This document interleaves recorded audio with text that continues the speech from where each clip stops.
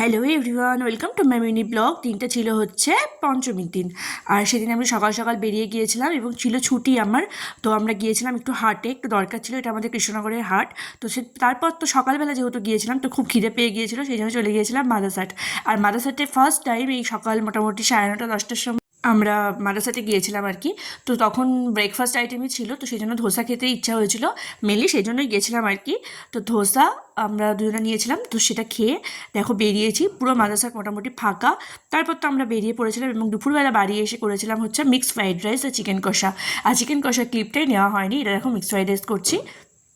তারপর তো আমি সন্ধে হয়ে গিয়েছিল আর কি। তারপর আমরা বেরিয়েছিলাম হচ্ছে একটা ঠাকুর দেখার জন্য।